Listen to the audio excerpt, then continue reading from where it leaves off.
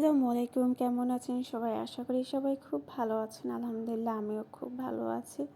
প্রতিদিনের মতোই ঘুম থেকে সকালবেলা উঠে বারান্দায় যাই আমি সবসময়। আর শীতের দিনটা কিন্তু খুবই সুন্দর। সকালবেলা খুবই ভালো লাগে, বিশেষ করে গ্রামের বাড়িতে ভালো লাগে। তো সবসময় ঘুম থেকে উঠে বারান্দায় একটু গিয়ে দাঁড়িয়ে থাকি। তারপর কাজগুলো শুরু করি। তো রাতে শাক নিয়ে আসছিলো, রাতে আর শাকগুলো বাছা হয়নি। শীতের দিন তাই বারান্দায় রেখে দিয়েছিলাম শাকগুলো। তো ভালোই আছে, শাকগুলো এখন বেছে নিব। লাল শাক আমার কাছে খুবই ভালো লাগে, সব টাইপের শাকগুলোই আমার খুবই ভালো লাগে, এর জন্য ভালো মতো পরিষ্কার করে নিই। ও ঘুম থেকে আজকে খুব তাড়াতাড়ি উঠে গেছে। আর ওর কাজ হলো সকালবেলা উঠে ওর গাছগুলো দেখা। ও মরিচ গাছ দেখে, ও সব গাছগুলোর যত্ন নেয়, এর জন্য এত সুন্দর মতো হয় গাছগুলো। তো এই যে এখানে আমি এখন শাকগুলো বাছা শুরু করব। আর আজকে আমি আমার সেজ বোনের বাসায় যাব, অনেক দিন পর আমার বোনের বাসায় যাব। তাই সকালবেলা আরও তাড়াতাড়ি উঠে যে কাজগুলো ছিল সেগুলো ঠিক করে নিচ্ছিলাম। আর ও যেহেতু অফিসে খাবার নিয়ে যায় প্রতিদিনই, এর জন্য আমাকে সবসময় সকালে কিছু না কিছু রান্না করতে হয়। এই যে লাল শাকগুলো আমি ভালো করে বেছে নিচ্ছি। আসলে অনেক জায়গায় আমি দেখি যে লাল শাক বা যে কোনো শাকই ভালো করে বেছে নেয় না, এর জন্য আসলে খেতে ইচ্ছা করে না। আমি সবসময় অনেকটা টাইম নিয়ে শাকগুলো বেছে নিই, পরিষ্কার করে নিই, যাতে আমি খুব ভালোভাবে খেতে পারি। তো এই যে এখানে আমি শাকগুলো বেছে দিচ্ছি। আর আবহাওয়াটা খুবই ঠান্ডা ছিল সকাল সকাল যেহেতু, আর বাইরে থেকে একটু বাতাসও আসতেছিল। এই যে দেখতেই পাচ্ছেন আবহাওয়াটা কতটা সুন্দর। শীতের দিনটা আসলে খুবই সুন্দর একটা সময়, যে খুব ভালো লাগে বাহিরে। তো এই যে এখানে আবার শাকগুলো বাছা শেষ, আমি শাকগুলো রান্না করে নেব। তার আগে সকালে তেমন আসলে নাস্তা করা হয়নি, আর আজকে তেমন নাস্তা তৈরি করতে পারবো না, এর জন্যই যে পিঠাগুলো ভেজে নিচ্ছি। আম্মু যে পিঠাগুলো দিছিল, আপুর বাসায় ওই পিঠাগুলো দিয়ে যাবো, আপুরও খুব পছন্দের একটা পিঠা। তো আজকে সকালে ঘুম থেকে উঠে আসলে ওই তেলের পিঠা খাওয়াগুলো ঠিক হবে না, তারপরও যেহেতু কিছু নাই এখন বাধ্য হয়ে খেতে হবে, খালি পেটে তো একদম থাকা যাবে না। তো এই যে আমি এখানে পিঠাগুলো ভেজে নেওয়ার পর একটু খেয়ে নিলাম। আর ওর সাথে আমি বের হব, ও অফিসে যাবে আর আমি আমার বোনের বাসায় চলে যাব। শাকগুলো হয়ে গেলেই আমি বাসা থেকে বের হব। রান্না বান্না সব মোটামুটি শেষ, এখন শুধু শাক রান্না করাটাই বাকি ছিল। যে এখানে আমি ভালো মতো এখন শাকটা রান্না করে নিচ্ছি।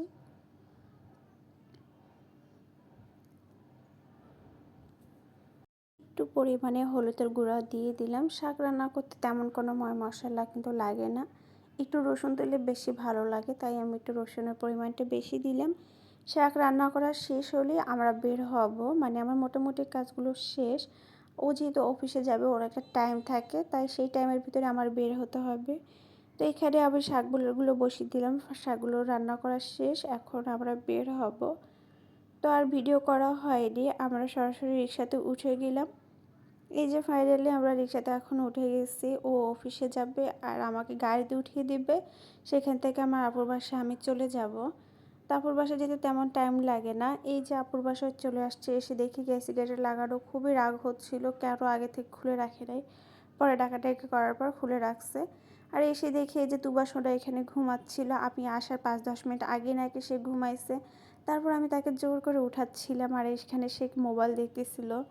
আসলে ওরা ঘুমানো থাকলে বা ওরা তেমন যদি দুষ্টুমি না করে তাহলে কিন্তু ভালো লাগে না, বাসাটা একদম চুপচাপ নিরিবিলি লাগে।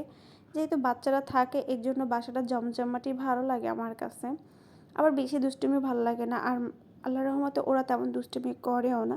এই যে দেখতেই পাচ্ছেন সে ঘুমের মধ্যে হাসতেছিল, মনে হচ্ছিল সে আমার সাথে দুষ্টুমি করে, কিন্তু আসলে সে কিন্তু অনেক গভীর ঘুমে ছিল। তারপর আমি তাকে উঠাচ্ছিলাম।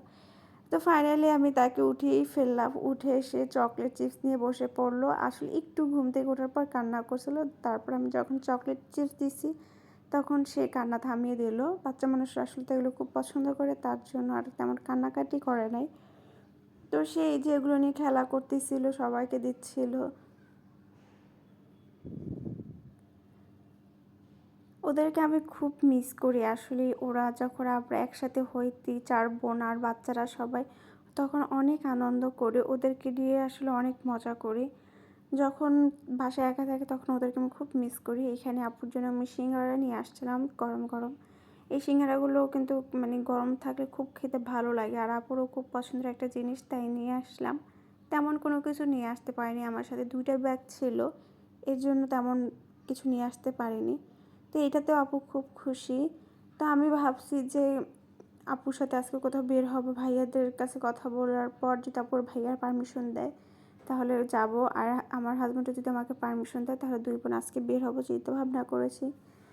তো এই যে এখানে তুবাকে সিঙ্গারা দেওয়া হচ্ছে, সে আমাকে দিয়ে দিবে।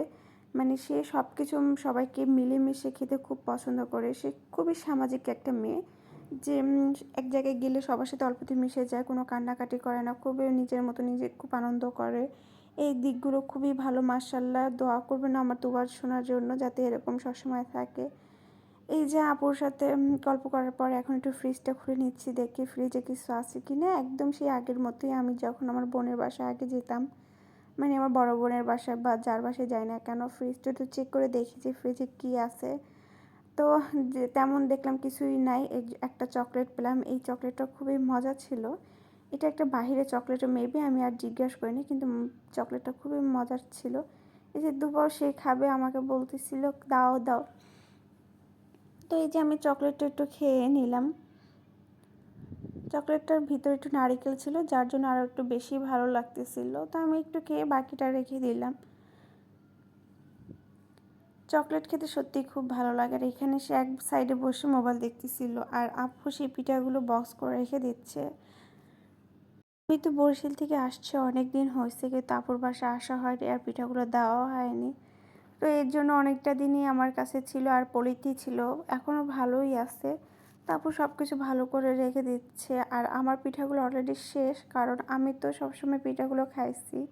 আর এখানে তুবাও তার মাকে সাহায্য করবে বলে এসেছিল, কিন্তু আপু তো একদমই ওর হাত দিতে দিচ্ছিল না। তো এই যে আপু সুন্দর করে বক্সে রাখা দিচ্ছে পিঠাগুলো। আপুকে বলছি একটু ঝাল কিছু খাবো, এর জন্য আপু শুটকির ভর্তা বানাবে। আর আমার বোন এই শুটকির ভর্তার জন্য কতগুলো মরিচ নিয়েছে আপনারা নিজেরাই দেখেন, এতগুলো মরিচ নিয়েছে এই শুটকি মাছ ভর্তা বানানোর জন্য। মানে আমাকে পাগল করে ফেলার একটা চিন্তা ভাবনা করছে। তো আমি আপুকে বললাম এতগুলো একদম ভুলেও দিও না, অল্প কয়েকটা দাও, কারণ শুকনো মরিচে অনেক ঝাল ছিল। এই যে সে এখন এই যে ভর্তাগুলো ব্যালেন্ডারি তৈরি করে নিচ্ছিল। আর এই যে গরম গরম খিচুড়ি দিয়ে ভর্তাগুলো খাচ্ছিলাম, এত ঝাল এত মজা লাগতেছিল, মানে বলে বোঝাতে পারবো না। এটা আমি আপুর বাসা আসার পর কিছুক্ষণের মধ্যে এটা খেয়েছিলাম। আর দুপুরেতে ভাত খেয়েছিলাম। তো খিচুড়ি আগেই রান্না করা ছিল, এই জন্য ভর্তা দিয়ে একটু খেলাম, খুবই ভালো লাগতেছিল আর খুবই ঝাল লাগতেছিল। মানে আমি ভাবছিলাম যে আপু যদি ওই সব মরিচগুলো দিত তাহলে কি না হতো, কারণ কয়েকটা মরিচ দিতে তাতেই অনেক ঝাল লাগতেছিল। তো আপুর সাথে খাচ্ছিলাম আর গল্প করতেছিলাম, ভাইয়াকে ফোন দিয়ে বলো আমরা একটু বের হবো, আমি আমার হাজব্যান্ডকে ফোন দিয়ে বলছিলাম। তো আপু এই বলার পর আমি একটু রেস্টে নিলাম, তারপর আমরা বিকেলবেলা বের হব। তো এই ছিল আজকের ভিডিও, কেমন লেগেছে অবশ্যই কমেন্টের মাধ্যমে জানাবেন। আর আজকে যে ঘুরতে যাবো সেটা আপনাদের সাথে শেয়ার করবো। তো সবাই সুস্থ থাকবেন, ভালো থাকবেন, আল্লাহ হাফিজ।